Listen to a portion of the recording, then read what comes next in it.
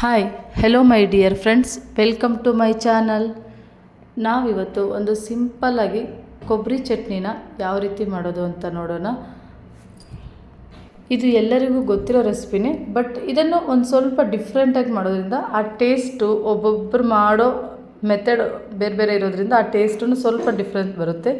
ನೋಡಿ, ಇವಾಗ ನಾನು ಇದನ್ನು ಮಾಡೋದಕ್ಕೆ ಮೊದಲಿಗೆ ಒಂದು ಫ್ರೈ ಪ್ಯಾನ್ ತೊಗೊಂಡಿದ್ದೀನಿ. ಅದಕ್ಕೆ ಒಂದು ಈರುಳ್ಳಿ ಮತ್ತು ಒಂದು 4-5 ಒಣಮೆಣಸಿನ್ಕಾಯಿ, ಒಂದು 3 ಹಸಿಮೆಣಸಿನ್ಕಾಯಿ, ಸ್ವಲ್ಪ ಬೆಳ್ಳುಳ್ಳಿ ತೊಗೊಂಡಿದ್ದೀನಿ.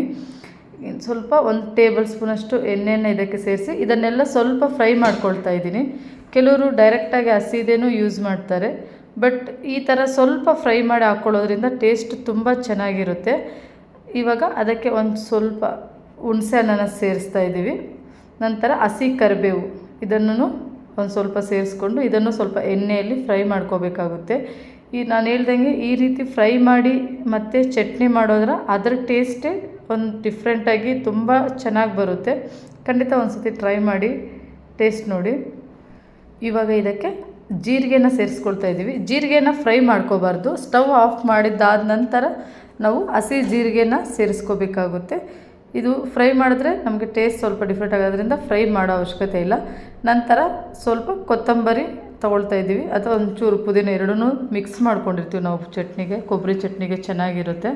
ಸೊ ಅದು ನಂತರ ನಾವು ಸಣ್ಣ ಸಣ್ಣ ಪೀಸ್ ಮಾಡಿಟ್ಕೊಂಡಂತಹ ಕೊಬ್ಬರಿನ ತೊಗೊಳ್ತಾ ಇದ್ದೀವಿ. ಈ ಕೊತ್ತಂಬರಿ ಪುದೀನ ಆ ಬಿಸಿಯಲ್ಲೇ ಸ್ವಲ್ಪ ನಾವು ಫ್ರೈ ಮಾಡ್ಕೊಂಡ್ರೆ ಆ ಹಸಿ ಸ್ಮೆಲ್ ಹೋಗಿ ತುಂಬ ಟೇಸ್ಟ್ ಚೆನ್ನಾಗಿರುತ್ತೆ.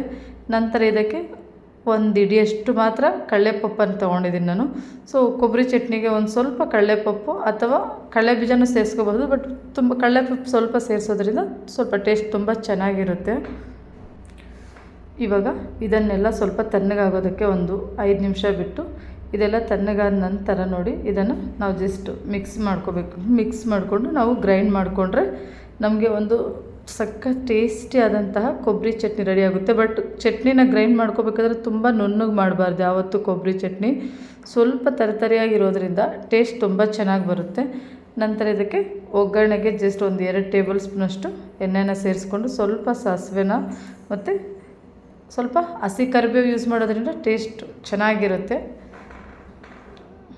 ನೀವು ಬೇಕಾದರೆ ಈ ಕೊಬ್ಬರಿ ಚಟ್ನಿಗೆ ಸ್ವಲ್ಪ ಕಡಲೆಬೇಳೆನೂ ಹಾಕಿ ಒಗ್ಗರಣೆ ತೊಗೋಬಹುದು, ಬಟ್ ಬರೀ ಸಾಸಿವೆ ಕರಿಬೇವು ಒಗ್ಗರಣೆನೂ ಬಟ್ ಕಳಿಸ್ಕೋಬೇಕಾದ್ರೆ ಕೊಬ್ಬರಿ ಚಟ್ನಿ ಆದಷ್ಟು ಸ್ವಲ್ಪ ನೀರಿಗೆನೇ ಕಲಿಸ್ಕೊಳ್ಳಿ, ಸ್ವಲ್ಪ ಟೇಸ್ಟ್ ಚೆನ್ನಾಗಿರುತ್ತೆ. ತುಂಬ ಕಡಲೆಬೀಜ ಚಟ್ನಿ ಥರ ಗಟ್ಟಿಯಾಗಿದ್ದರೆ ಕೊಬ್ಬರಿ ಚಟ್ನಿ ಚೆನ್ನಾಗಿರಲ್ಲ. ಒಂದು ಮೀಡಿಯಮ್ ಹದವಾಗಿ ಕಳಿಸ್ಕೋಬೇಕು. ಆವಾಗ ಒಂದು ಸಿಂಪಲ್ಲಾಗಿ ಟೇಸ್ಟಿಯಾಗಿ ಕೊಬ್ಬರಿ ಚಟ್ನಿನ ಮಾಡ್ಕೋಬಹುದು. ನೋಡಿದ್ರಲ್ಲ ಎಷ್ಟು ಸಿಂಪಲ್ಲಾಗಿ. ಒಂದು ಸತಿ ಈ ರೀತಿಯೂ ಟ್ರೈ ಮಾಡಿ, ತುಂಬ ಟೇಸ್ಟಿಯಾಗಿರುತ್ತೆ. ನಂತರ ತುಂಬ ಹಸಿದು ಬೆಳ್ಳುಳ್ಳಿ, ಈರುಳ್ಳಿ ಫ್ಲೇವರ್ಸ್ ಎಲ್ಲ ಇರಲ್ಲ, ತುಂಬ ಚೆನ್ನಾಗಿರುತ್ತೆ. ಖಂಡಿತ ಇವತ್ತಿನ ಈ ವಿಡಿಯೋ ನಿಮಗೆ ಇಷ್ಟ ಆಗಿರುತ್ತೆ ಅಂದ್ಕೊಂಡಿದ್ದೀನಿ. ವಿಡಿಯೋ ಇಷ್ಟ ಆಗಿದ್ದರೆ ದಯವಿಟ್ಟು ಲೈಕ್ ಮಾಡಿ, ಸಬ್ಸ್ಕ್ರೈಬ್ ಮಾಡ್ಕೊಳ್ಳಿ, ಈ ರೆಸಿಪಿನ ಟ್ರೈ ಮಾಡಿ. Thank you.